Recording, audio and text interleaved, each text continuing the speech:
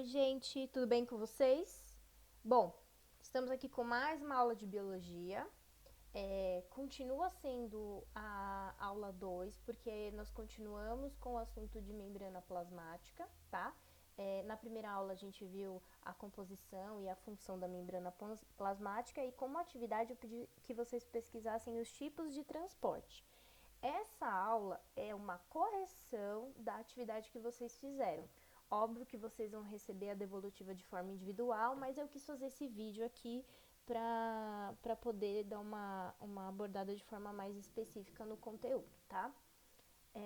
Antes de começar aqui a fazer a correção, eu queria que vocês tentassem aí mentalmente explicar como que ocorre esse processo aqui, né? Então, durante uma refeição, logo após usarmos sal como tempero em saladas, as folhas murcham e fica um pouco de água na vasilha. Por que que isso ocorre? Né? Então, deve ser bem evidente para vocês essa situação de temperar a salada com sal e após alguns minutos a folha ela perde a coloração dela e o tônus, né, ela deixa de ficar assim mais durinha e passa para esse estado aqui, uma folha murcha e desidratada, né?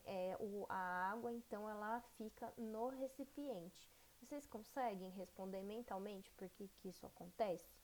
Lá no final da nossa aula, então, a gente vai ver a resposta de uma forma mais científica. Coloquei essa imagem aqui só para a gente relembrar a composição da membrana plasmática, né?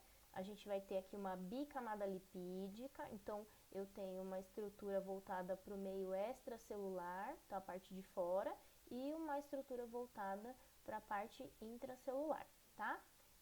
A gente tem aqui um fosfolipídio formando essas estruturas globulares, a extensão aqui dessa estrutura, que é formada por uma gordura. A gente tem outros tipos de gordura entre as estruturas.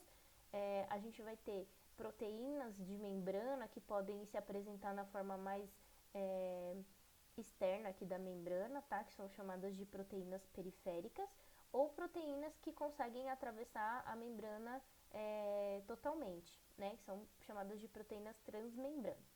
Essas estruturas aqui são os receptores de membrana, são eles que identificam algumas substâncias e decidem se essas substâncias podem entrar ou não, e também fazem o reconhecimento celular, conseguem identificar outros tipos celulares. Aqui tem uma imagem que representa basicamente a pesquisa que vocês fizeram, tá? Então, eu tenho aqui a membrana plasmática, eu vou ter alguns tipos de proteínas de membrana e eu vou ter aqui algumas substâncias ou moléculas que vão estar atravessando a minha membrana, tá? Aqui ele está dizendo que tem uma alta concentração de soluto, a gente vai entrar nesse conceito um pouquinho mais para frente. Aqui essas substâncias ou moléculas elas estão atravessando a membrana e aqui neste processo onde eu tenho a utilização de ATP, as moléculas estão atravessando no sentido contrário. Então, o que é interessante? Que vocês pausem essa imagem e tentem identificar aqui sozinhos quais seriam os tipos de transporte passivo, né, difusão simples, facilitada, osmose, se possível, e o transporte ativo. E aí depois volta para ver a resposta. Bom, vamos lá, transporte ativo. Então eu havia pedido para vocês fazerem a diferenciação entre os tipos de transporte e fornecer também os exemplos, tá? No transporte passivo, nós não temos gasto de energia, tá? Aqui nós chamamos de ATP. Cada molécula de energia vai receber o nome de ATP.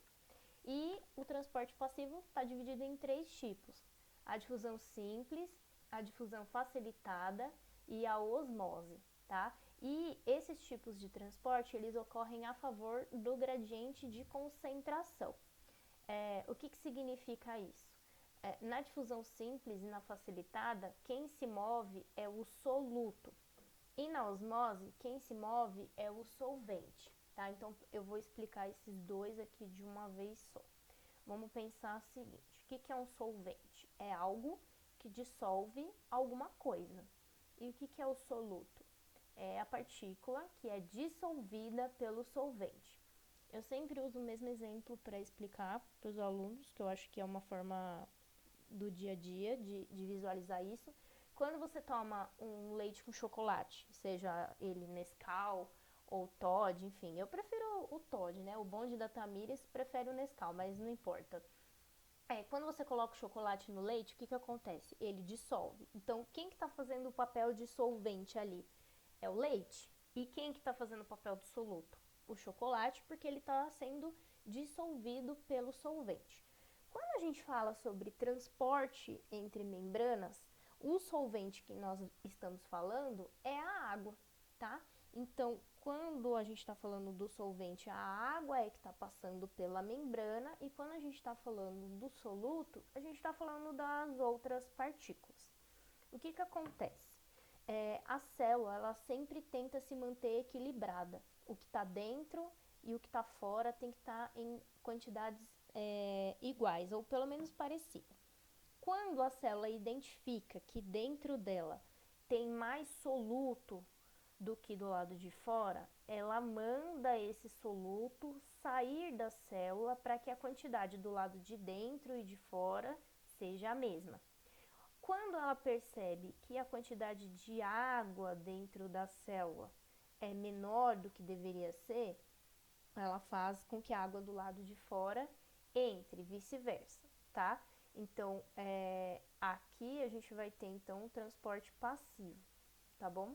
Nas imagens vai ficar mais fácil de vocês entenderem. Vamos lá para a difusão simples. Então, na difusão simples, as moléculas, elas atravessam a membrana sem auxílio de proteínas, tá? São moléculas pequenas e geralmente são gases. Então, o dióxido de carbono, o oxigênio, o hidrogênio, são moléculas que atravessam a membrana sozinhas, né, na hora que elas querem, e elas não precisam de uma proteína para fazer essa passagem e tampouco vão gastar moléculas de energia. Na difusão facilitada, o próprio nome já está sugerindo, né? Eu vou ter o auxílio de proteínas que vão fazer a passagem dessas moléculas, como, por exemplo, a glicose. Então, para a glicose atravessar a membrana, ela vai ter uma proteína que vai facilitar a passagem dela. Sozinha ela não consegue, porque ela é muito grande, ela não consegue atravessar a membrana, tá? E na osmose, o que vai atravessar aqui vai ser apenas as moléculas de água, tá? Então, difusão simples são gases, difusão facilitada a molécula de glicose, e na osmose a água, tá bom? Eu não sei se alguém já ouviu a expressão, tá aprendendo por osmose. O que significa isso? Que a pessoa está aprendendo sozinha, né? O conhecimento está entrando ali na cabeça dela sem ela fazer esforço. E isso vem, essa frase vem de como a osmose ocorre. Então, a água passa pela membrana de forma aí, autônoma. Com essa imagem aqui vai ficar mais fácil de explicar. Então, ó, difusão simples, né? Eu tenho aqui a bicamada lipídica, vejam que eu não tenho nenhuma estrutura diferenciada aqui, e eu vou ter as substâncias atravessando essa membrana. Percebam que aqui eu tenho alta concentração de dessa substância, e do outro lado da membrana eu tenho uma baixa concentração de substância. Então, a célula identifica isso e faz com que parte dessa substância atravesse para ficar mais ou menos na mesma quantidade, como acontece aqui na imagem, tá? Então, eu tenho uma certa substância de um lado e uma certa substância, e a mesma substância do outro lado, e aí então a célula faz com que esse soluto, no caso as bolinhas aqui estão representando o soluto, atravessem para o outro lado para ficar mais ou menos a mesma quantidade, tá? Na difusão facilitada, eu vou ter algumas proteínas auxiliando o transporte dessas substâncias, tá? Então, essa substância aqui, ou essa molécula, ela não vai atravessar pelos fosfolipídios, ela vai passar por um tipo de proteína, tá? De novo, alta concentração dessa molécula, e do outro lado, baixa concentração, a célula identifica, e aí essas moléculas começam a atravessar para ficar equilibrado. Na osmose, quem atravessa a membrana não é o soluto, e sim o solvente, no caso, a água, tá? Então, a gente tem aqui um exemplo da água com o sal, né? Eu tenho moléculas de água e moléculas de sal aqui também, só que percebam que aqui a quantidade de soluto é maior do que aqui. Então, o que que a célula faz? Ela faz com que a água ela passe para o lado que está mais concentrado de sal e fique mais ou menos com a mesma quantidade. Ah, professora, mas como que a célula sabe quem que tem que atravessar? Se é a água ou se é a molécula, se é o solvente ou é o soluto? Ela faz essa identificação e decide o que é melhor. Porque vejam, aqui quem poderia estar atravessando poderia ser o soluto, certo? Que poderia estar vindo para cá para ficar equilibrado, mas a gente tem aqui ao contrário a água atravessando para o outro lado para equilibrar a quantidade. Então a célula que decide, né? Permeabilidade seletiva. É ela que vai decidir se quem vai atravessar é o soluto ou é o solvente. E aí a gente tem algumas diferenciações em relação à célula animal e à célula vegetal, tá? Percebam que aqui a gente vai ter uma hemácia e aqui o esquema da célula vegetal, com ênfase aqui na estrutura vacúolo, que é a organela que vai armazenar a água, tá? Quando a célula decide que quem vai sair é a água, eu vou ter aqui uma solução chamada de hipertônica. Significa que eu vou ter uma alta concentração de soluto dentro da célula e baixa concentração de H2O. Nesse esquema aqui, eu vou ter uma solução isotônica. Significa que eu vou ter a mesma concentração de solvente e de soluto, ou seja, eu tenho uma solução equilibrada. E aqui eu vou ter uma solução hipotônica, tá? Que é a baixa concentração de soluto, ou seja, eu tenho muita água e pouco soluto. Aqui vocês observam que quando a hemácia ela tem muita água do lado de dentro, ela acaba estourando. Ocorre a lise celular, que é a quebra da célula. A célula vegetal não tem esse rompimento, tá? Mesmo que o vacúolo esteja extremamente inchado, a célula não vai se romper por causa da parede celular. Então, a parede celular faz com que a célula não se rompa. E o transporte ativo, né? Que há gasto de energia, então para transportar essas moléculas eu vou ter aqui a utilização de ATP. A gente vai ter como exemplo a bomba de sódio e potássio, né? Que é uma estrutura que ocorre principalmente nas células nervosas e nas células neurais, né? Nos neurônios.